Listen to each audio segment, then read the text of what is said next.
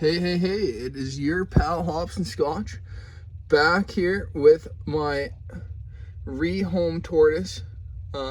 This one I call Digger because it is just a prolific digger. It just buries itself at times. It walks around with nothing but a little bit of soil on its shell. And I can't take credit for Digger's formation. As you can see here,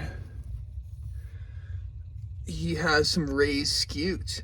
So I tried to show you today with a little bit of replication of where he came from.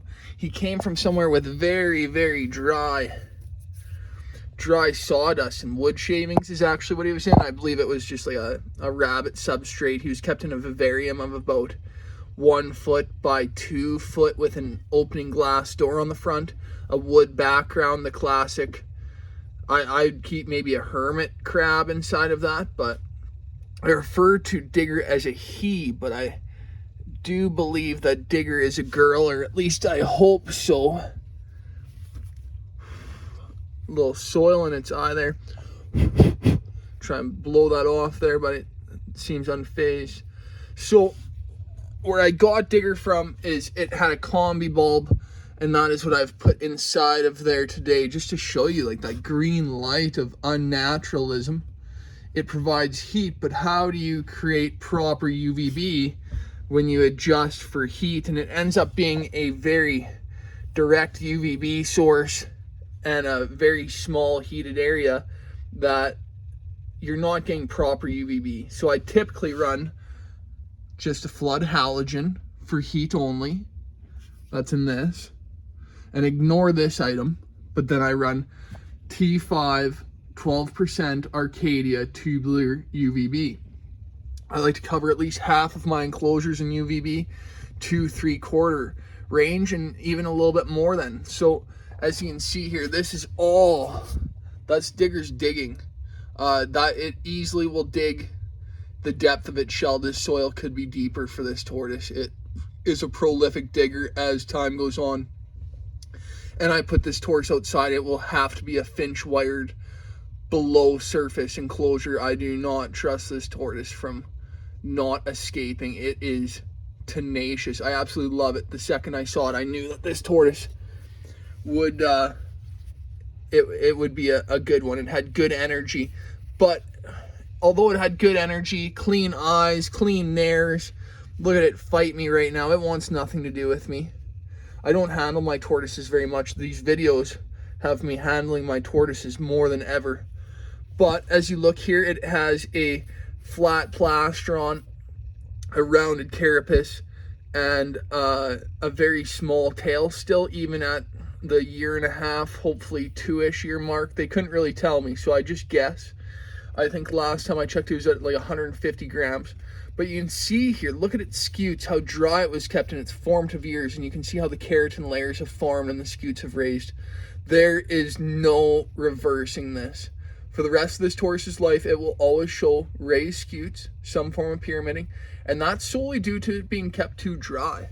So here I have in here, and I just rearranged that a bit, but so it's dropping. But I like to keep this one at 75% humidity, almost trying to counteract that, but it's almost too moist for a Hermann's tortoise.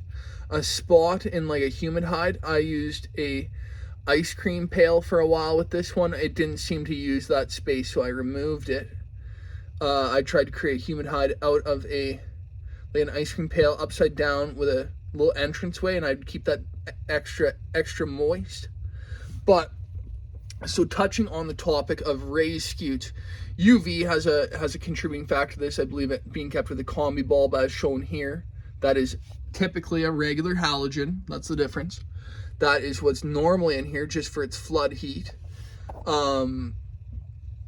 Between that, its lack of calcium sources, this tortoise will erase one of these rather often. It tells me I think it was lacking some calcium.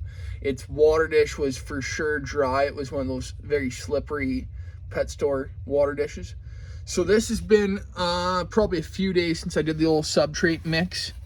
I do a little churning up of the soil, so I'll even give you a quick little run through of that. And so I'll fill up that water dish, and I just give it one of these.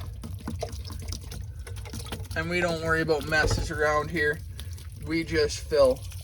And so we give that a quick little churning up with some water and get that humidity up, because it's quickly it's been dropping. Its 60 range is not quite high enough for me to try and counteract how dry it was kept in its formative years. See, while it's young is when it matters the most. And as a tortoise ages, you can get away with a little bit of dryness. In the wild, they're kept rather dry, but not to the degree of these drying lights. Like, it just sucks you can feel it as soon as you put your hand underneath there. Look at how dry my hands are from today's work, but it just sucks that moisture right out of it. You can feel it. It's to be so small. It truly, there's nowhere better for these characters than outdoors. So on the mornings, I usually, especially if I can do this after the lights have came on, I give everything a quick misting, get that dust, be done with it. I think this is crucial. I get those shells moist. If the light is on, I get the shell moist, and because wet and cold are not what I want to offer my tortoises, but wet and warm, creating a humidity. Now that is something I love to offer my tortoises. I believe that high humidity sometimes is all they need to that extra crack at an energy. So moving forward, as to why does my tortoise's shell look good? Well, it could for sure look worse, and that's not a great explanation. You can see there the scutes are raised up, even the side. The word escapes me for these side scutes. Sally sold seashells at the seashore. These side scutes here, how they're even raised up. This will never go away, no matter how properly I feed this tortoise, and how quality of UVB and heat that I provide, no matter the outside time. This tortoise has been formed. There's no going back from it. But there is moving forward from it, and that is, the goal is to keep things properly moist, a good high humidity. Look at that, we shot right back up to 75 after today's adventures of things drying out in here. I didn't get a chance to do a morning misting today. It's Monday, and Monday mornings are sometimes felt more than other days. So I like to do a churning up of soil like this. It gets rid of them bits of poop that maybe you missed and you didn't pick up. Look at the strength of this tortoise. See if you catch that again. Look at that. Oh, Digger, you strong chap. I hope you're a Sheila. But quickly, people talk about how hard it is to create humidity in an open table, but with plastic walls, a good high heat source, and proper moisture, anything is possible. I just nothing's too hard and out of reach in order to achieve with these tortoises. I think good ways of hydration is always keeping water available, doing those soaks, those regular soaks. This tortoise was never soaked. They even admitted that to me, and it wasn't that they didn't want to, it's just that they didn't know. They weren't aware of any of the Facebook groups that I typically recommend, and they'd never came across Hermione Haven or any other good Herman sources. These people are just kind of winging it, tossing lettuce into the old Viv with some wood shavings, and here old Scooter or Digger, I should say, sorry, I get my names confused worse than grandma. But there's a few things contributing to why this tortoise is so pyramided.